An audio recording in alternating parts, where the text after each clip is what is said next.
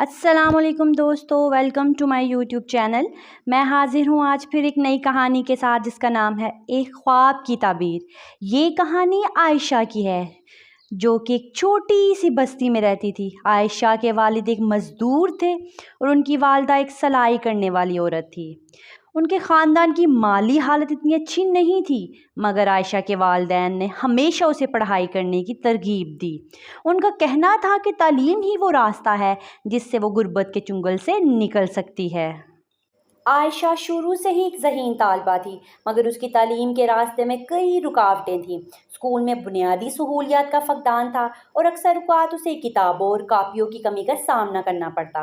मगर इन सब मुश्किलात के बावजूद आयशा ने कभी हिम्मत नहीं हारी। वो स्कूल के बाद घर वापस आकर अपनी वालदा के साथ सिलाई में हाथ बटाती ताकि अपने तालीमी अखराजात को पूरा कर सके।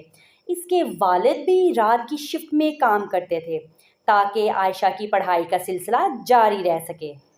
आयशा ने मैट्रिक के इम्तहानात की तैयारी के लिए सख्त मेहनत की। उसने रोज़ाना की बुनियाद पर घंटों पढ़ाई की और हर मजमून को अच्छी तरह से समझने की कोशिश की।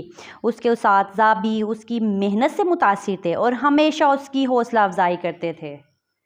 जब इम्तहानात करीब आए तो आयशा ने अपनी पूरी तवानाई में झोंक दी। उसने दिन रात मेहनत की और कभी भी अपने मकसद से गाफिल नहीं हुई। जब मैट्रिक के इम्तहान आए तो आयशा ने अपनी बस्ती के तमाम तालिब इल्मों में सबसे ज़्यादा नंबर हासिल किए। उसकी कामयाबी ने ना सिर्फ उसके ख़ानदान को फ़ख्र दिलाया बल्कि पूरी बस्ती के लोगों को भी हौसला दिया। वो जानती थी कि उसकी ये कामयाबी उसकी मेहनत का नतीजा थी और उसने साबित कर दिया कि मेहनत और लगन से किसी भी मुश्किल काम को अबूर किया जा सकता है। प्यारे दोस्तों, आयशा की कहानी हमें ये सबक देती है कि अगर हम दिलो जान से किसी भी मकसद के लिए मेहनत करें तो कोई भी रुकावट हमारे रास्ते में नहीं आ सकती। उसकी कामयाबी उसकी लगन और मेहनत का मुंह बोलता सबूत है और वो हमें याद दिलाती है कि ख्वाब कभी भी सिर्फ ख्वाब नहीं रहते अगर हम इन्हें हकीकत में बदलने की कोशिश करें। मैं उम्मीद करती हूँ मेरी आज की ये कहानी आप सबको बहुत पसंद आई होगी। मिलते हैं एक और नई कहानी के साथ, तब तक आप अपने इस दोस्त को इजाज़त दें। अल्लाह हाफिज़।